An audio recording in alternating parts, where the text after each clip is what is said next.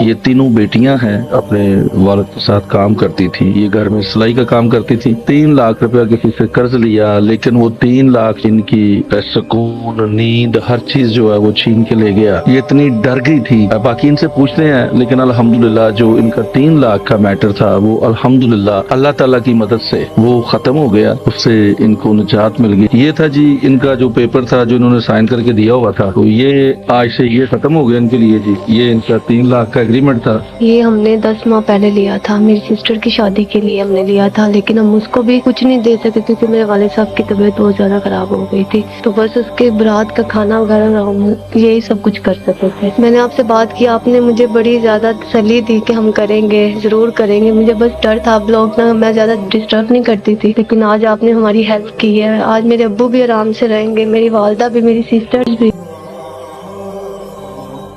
بسم اللہ الرحمن الرحیم، میں ہوں بابر بھائی اور آپ دیکھ رہے ہیں APHG TV۔